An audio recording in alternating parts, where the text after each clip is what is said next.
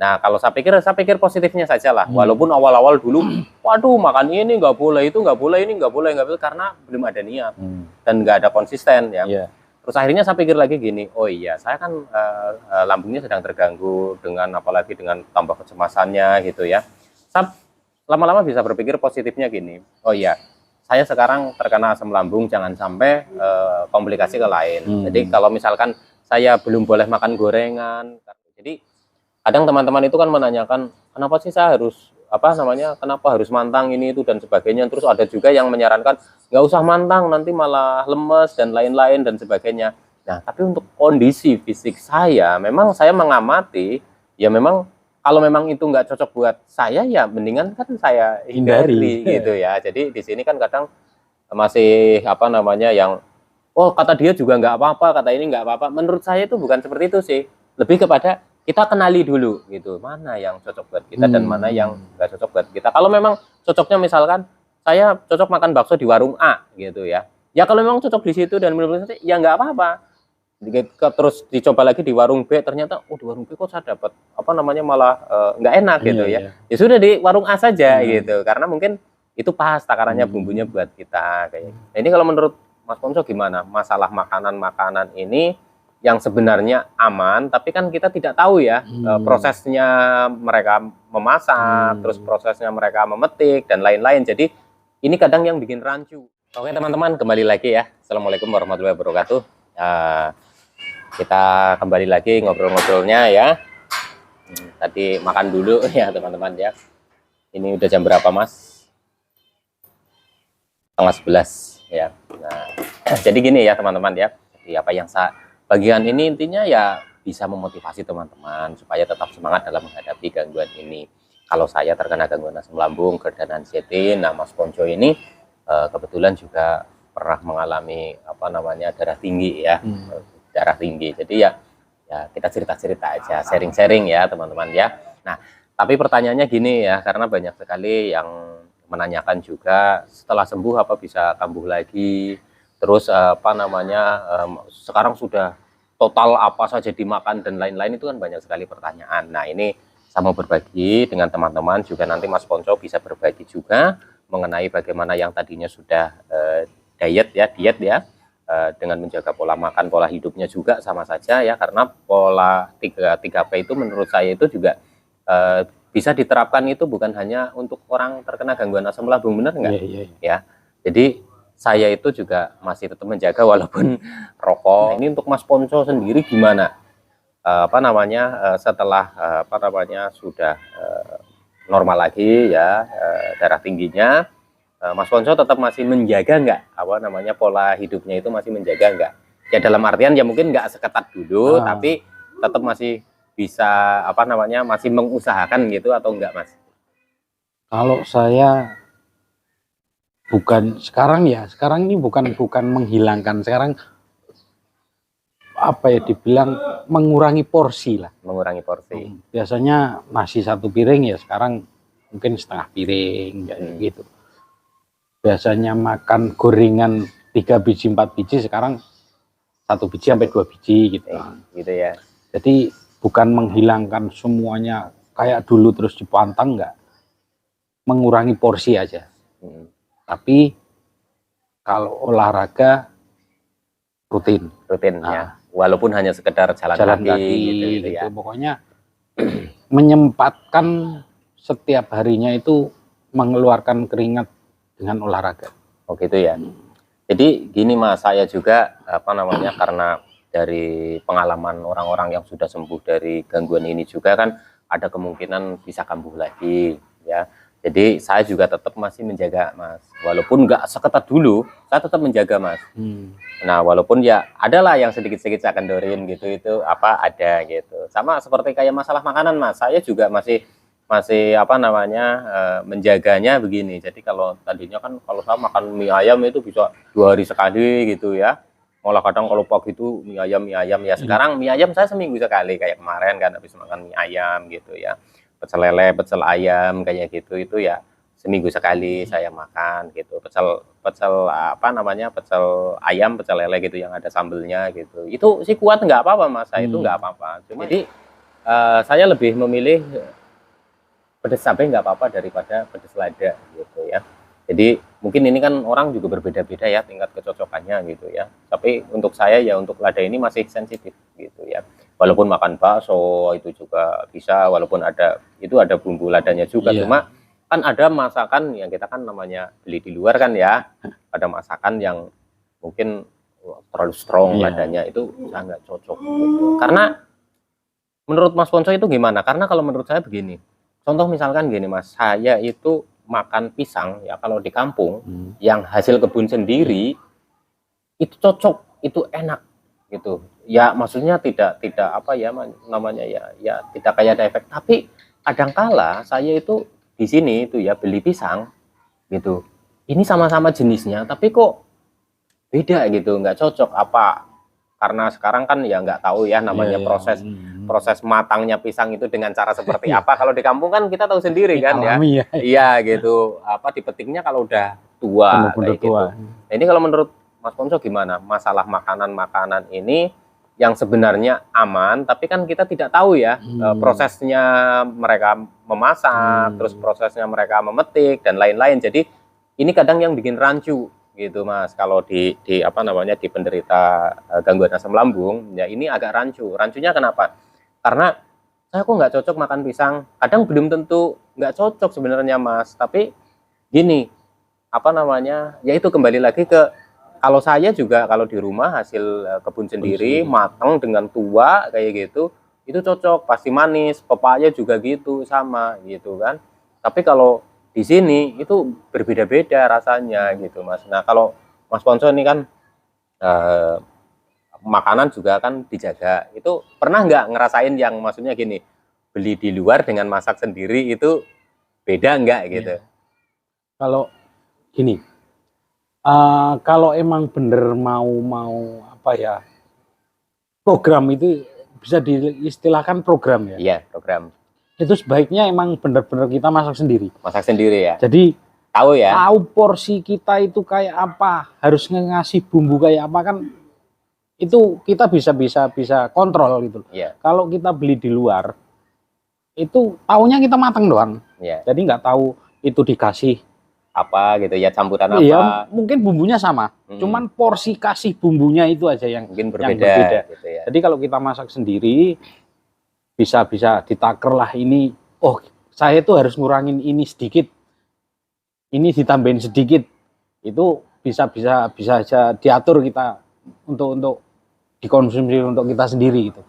Jadi kalau emang untuk program itu kalau bisa itu memang bener masak sendiri. Masak sendiri ya. Ya berarti sama saya pada saat proses apa namanya penyembuhan ya, proses pemulihan sedang berobat 3P itu saya benar-benar pure masak sendiri, bahkan kepingin bakso gitu ya itu sampai bikin sendiri, bener-bener bikin sendiri gitu. Jadi memang lada gitu ya jangan pakai, terus micin juga nggak pakai ya kan, terus ya sekedar bakso kepingin bakso kayak gitu Mas ya. Itu yang kadang menurut saya rancunya itu begitu Mas, kadang oh saya nggak cocok makan ini. Nah tapi kalau menurut saya kalau memang itu bikin sendiri dengan kita awasi apa namanya, kita tahu lah ya porsi makanan kita gitu ya, dengan ngasih bumbunya bagaimana, menurut saya sih nggak begitu pengaruh banyak gitu.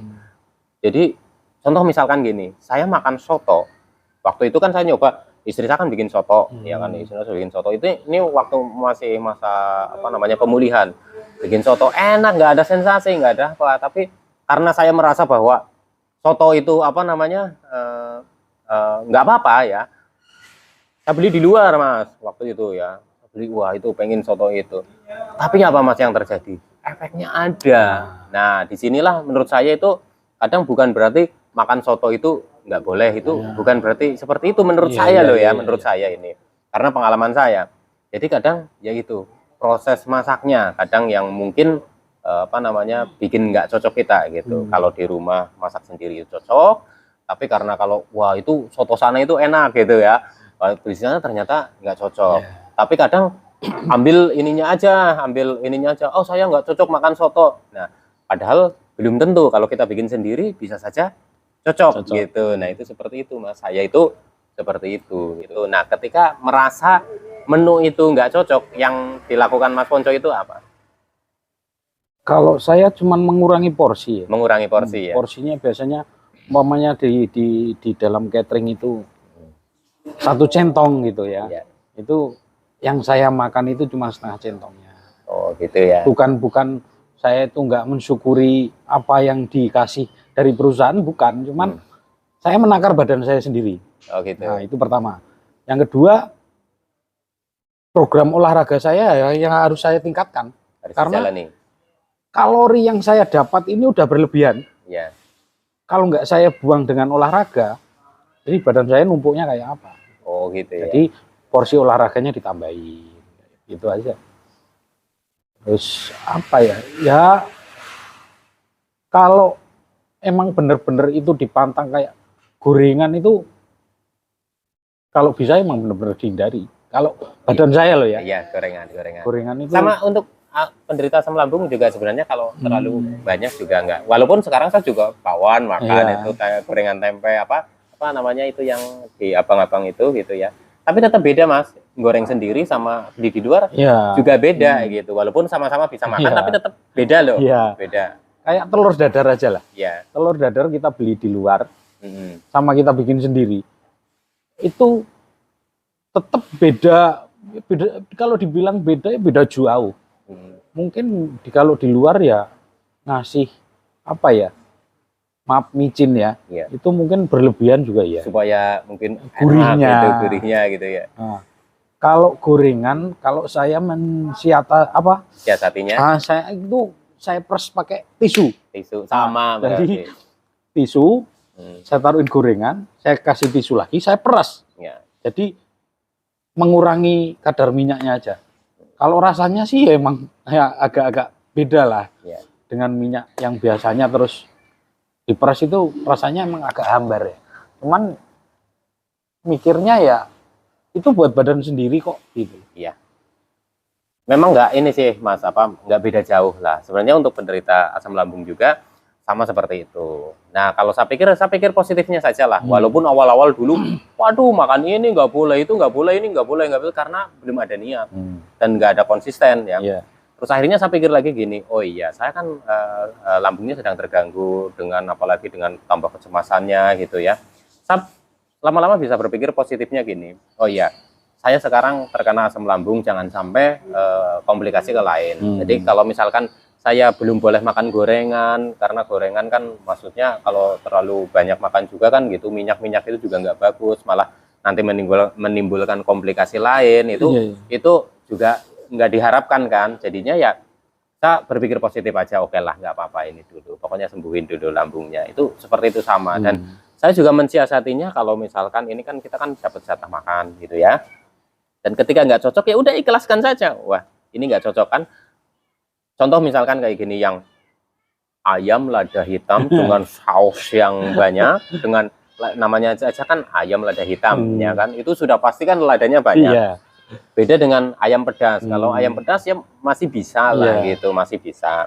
Tapi kalau ayam lada hitam, karena saya udah tahu nih, saya mengerti nih kondisi badan saya nih ini kalau untuk yang lada saya udah tahu. Jadi kan saya sudah bisa mengamati ini. Berarti ya udah ikhlaskan, udah ini jangan makan. Ya udah, adanya apa? Tahu. Ya semakannya tahu gitu. Jadi kadang teman-teman itu kan menanyakan, kenapa sih saya harus kenapa harus mantang ini itu dan sebagainya. Terus ada juga yang menyarankan nggak usah mantang, nanti malah lemes dan lain-lain dan sebagainya. Nah, tapi untuk kondisi fisik saya, memang saya mengamati, ya memang kalau memang itu nggak cocok buat saya, ya mendingan kan saya hindari gitu ya. Jadi di sini kan kadang masih yang oh kata dia juga nggak apa-apa, kata ini nggak apa-apa. Menurut saya itu bukan seperti itu sih. Lebih kepada kita kenali dulu gitu, mana yang cocok buat kita dan mana yang nggak cocok buat kita. Kalau memang cocoknya misalkan saya cocok makan bakso di warung A gitu ya. Ya kalau memang cocok di situ dan menurut saya ya nggak apa-apa. Terus dicoba lagi di warung B, ternyata di warung B kok saya dapat malah nggak enak gitu ya. Ya sudah di warung A saja gitu, karena mungkin itu pas takarannya bumbunya buat kita kayak itu. Makanya kan banyak sekali kan orang-orang kaya, banyak restoran-restoran yang yang mewah-mewah lainnya dengan menu yang ini, tapi ada yang cocok dengan misalkan restoran A gitu. Ya mungkin karena sudah cocok di situ gitu. Sama-sama padahal jualnya sama gitu. Nah, itu kan mungkin bisa saja seperti itu gitu. Jadi sebenarnya banyak sekali sih Mas ya yang masalah entah itu asam lambung, darah tinggi, terus asam urat, gula gitu. Tapi memang kalau penyembuhan itu perlu dengan obat dokter, menurut Mas Ponco sendiri, kalau memang itu diperlukan ke dokter dan minum obat dokter, kita harus takut enggak Mas? Kalau saya sih nggak takut gitu. Kan banyak nih teman-teman yang maksudnya nanti takut ini ininya rusak, ginjalnya rusak dan sebagainya gitu. Kalau saya sendiri sih, dokter pasti kan sudah punya pengalaman dan dia juga sekolah ya, otomatis kan memberikan resepnya itu juga pasti nggak sembarangan gitu. Jadi waktu itu memang saya sama dokter memang kamu sedang butuh butuh obat ini gitu ya, harus diminum untuk proses pemulihan. Tapi saya juga nggak mengandalkan 100% dengan obat, harus juga dengan pola hidup sehatnya itu. Nah, kalau menurut Mas Ponco, kalau memang butuh obat, Mas Ponco tetap nggak takut minum obat gitu? Nggak takut. Saya minum obat ya kalau emang itu diperlukan ya minum obat. Cuman porsi minum air putihnya saya dilebihkan. Ya, jadi pada saat kita sedang minum obat, entah sakit apapun itu, ya air putihnya saya naikin porsinya. Jadi kayak buang air kecil sering terasa langsung saya buang. Jadi nggak harus ditahan-tahan itu. Jadi gini ya. Ya itu cuman pikiran saya kalau saya minum obat ya, kalau air putihnya nggak saya tambahin, takutnya itu loh. Ya ada yang ngomong kena ginjal lah yang begini. Ya pasti itu wajar lah ya kalau orang punya takut yang seperti itu. Tapi kalau untuk orang anxiety Mas, itu takutnya berlebih. Jadi aku takut kecanduan atau aku takut nanti kelamaan minum obat itu kena ginjalnya gitu kan. Padahal kan terapi obat masing-masing orang itu kan berbeda. Jadi kan dokter ngelihat tingkat keparahan dari sakit kita gitu kan. Ini butuh berapa lama. Nah, ini yang saya dulu aja sempat gitu. Masa saya udah 1 bulan nggak sembuh-sembuh gitu kan. Tapi entar dulu, jangan dulu gini. Ya, saya ikutin itu. Tapi ya itu benar, air putih memang harus dibanyakin. Dan waktu itu juga sebelum disampaikan oleh dokter pun, karena saya sudah terbiasa dengan melihat kalau orang sakit atau apa gitu kan, selalunya minum air putih banyakin, kayak gitu. Jadi ya saya nggak kaget ketika saya dikasih minum obat ini, ya nanti minum air putihnya yang banyak kayak gitu Mas. Jadi kalau sekarang gitu ya, kalau sekarang kan ya bisa dibilang kan kita alhamdulillah ya sudah maksudnya sudah sembuh, tapi intinya untuk pola hidup sehatnya kalau bisa ya jangan kendor-kendor amat gitu ya. Tetap dilakukan walaupun nggak sepenuhnya kayak dulu ya.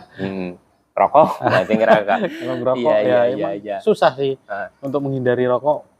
Saya sendiri aja susah. Saya kan tahu sendiri kan Mas, saya itu sempat total kan berhenti rokok ya. Saya cuma kalau dikasih rokok gitu, nggak nggak apa-apa gitu, nggak kepingin itu waktu itu. Iya, ketemu pertama sampai nggak rokok ya? Nggak rokok gitu, nggak ngerokok. Saya masih ngerokok aja, saya tawarin cuman disenyumin doang, kadang nyium doang. Iya, kadang nyium doang gini ya. Ketemu lagi, udah ngerokok lagi nih. Iya, karena ya itulah sifat manusia ya. Saya juga nggak memungkiri sifat saya juga ya. Jadi ketika kita sudah merasakan enak, kita sudah merasakan kayak ya sudah merasakan pokoknya enjoy, enak gitu, terus tingkat kepanikannya juga sudah normal lagi gitu. Jadi mau ngerokok itu ya nggak takut gitu. Itu sebenarnya kalau bisa ya udah berhenti itu kan susah ya. Orang mau berhenti rokok ya.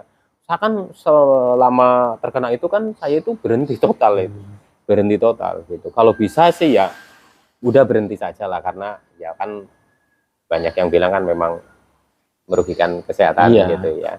Tapi ya itulah, kembali lagi lah, saya juga nggak memungkiri, saya juga nggak munafik gitu ya. Ketika saya sudah merasakan enak ya,